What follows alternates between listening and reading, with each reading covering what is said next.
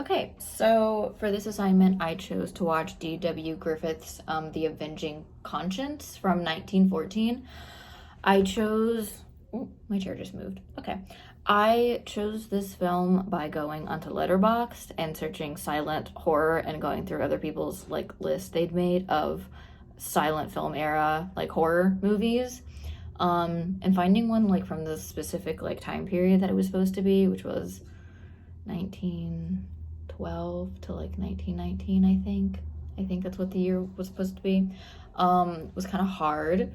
This one's from 1914. I think the only other like one I was considering watching was like the first like Frankenstein adaptation, but that one was only 14 minutes long. So for the sake of having something to talk about, I chose this one. And I also chose it because it was based on The Telltale Heart and Annabelle Lee by Edgar Allan Poe. Which I don't know if you can see my little Poe bust, but I do love Edgar Allan Poe a lot.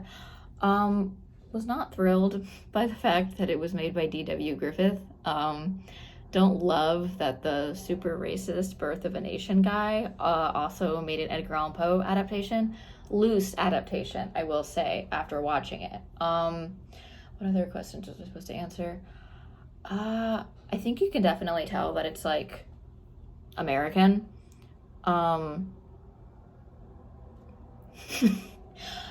don't know. It's like really not so much filming techniques. I mean, I guess a little bit, but like visuals, like it's definitely you can tell it's American. I should expand upon that. But I literally just finished watching the movie, and I just want to talk about it. I know there's specific questions I'm supposed to answer, but it really almost felt to me like a weird Christian propaganda version of Edgar Allan Poe. But okay, so here's the thing. I loved this part. Can you even see? Oh God. Where like it's the special effect of like the uncle's ghost and like he's like reliving the fact that he was strangled and like he's right behind them, and it just that looked really cool to me. I thought that was, ooh, and then he's gone. I thought that was cool. What really made me lose my mind though was towards the very end when main character guy is just, oh my God, wait, I got to it. Hold on. He's having his like little breakdown and literally Jesus appears before him. I feel like there could have been a better way for me to show the screen than just holding up my laptop, but did I not press play? My God. Okay, wait. So he's freaking out, and there's Jesus in the clouds. Jesus is in the clouds. He's still freaking out. And then, like, Jesus whips out the little commandment stone that literally says, "Thou shalt not kill." Where is it? There it is. You can't really see it on the laptop screen, but I swear to God, it's a stone that says "Thou shalt not kill."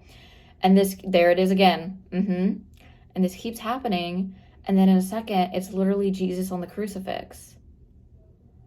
I haven't read Telltale Heart in a minute. I have read it multiple times, but not recently. So forgive me if I forget the part where the...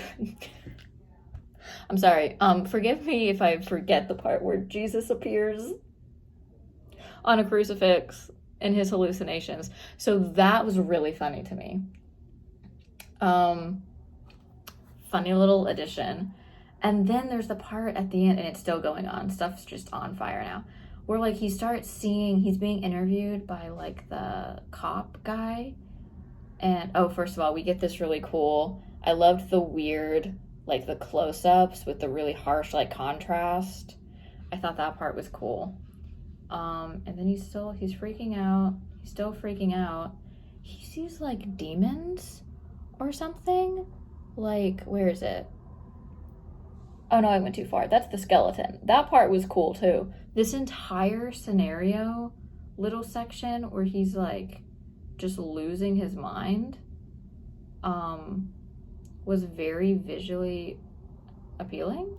Like the little demon people at the end, and it looks like genuinely scary.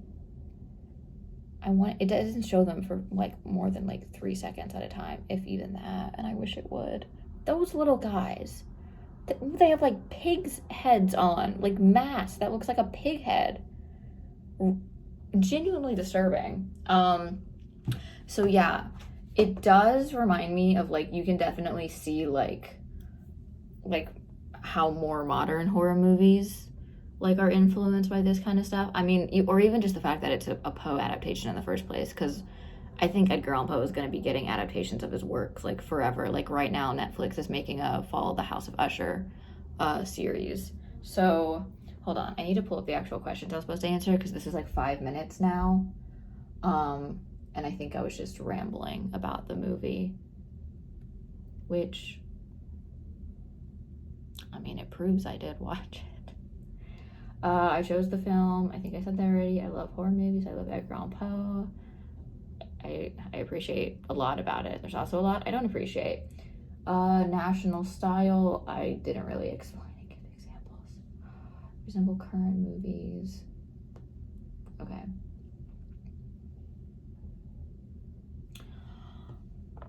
I think the only thing I really didn't go super in depth with is how it reflects a national style. It just looks American. Like, I feel, although I haven't watched a lot of like foreign films from this time period either. I've watched a decent amount of foreign films in general, but I feel like from this time period I really haven't. So maybe that's why I'm struggling to like explain why it looks so American to me. But this is already 6 minutes long, and I feel like that's really long. If I can gather my thoughts better about reflecting a national style, I will put that in the text section, because this is already really long. But I did enjoy it. Don't enjoy D.W. Griffith. Don't necessarily enjoy that. Oh, and the fact that they completely changed the ending, where it's like, psych, it was just a dream the whole time. I didn't actually kill my uncle. Psych, everything's actually fine. That's not what Poe wanted. I'm just saying. You need to have maybe that's what makes it American. Because what was it that it's in the textbook? That like Russian cinema, like at this time period, was really like dramatic and like had like super depressing endings, and like Italians were doing like classic like tragedy stuff and like hero epics. This feels really American because they had to give it a happy ending, even though Poe didn't write it that way. They had to like tie it all up with a bow and make it really like happy. And I guess at this time period there was no like psych, it was always a dream. It wasn't a cliche yet. Give it a little bit. That became a cliche real fast. That's what makes it American. The fact that they gave it a happy ending and went psych, he didn't actually kill his uncle, and everyone lived happily ever after. So, well, maybe not happily ever after, but this is so long now. I'm so sorry.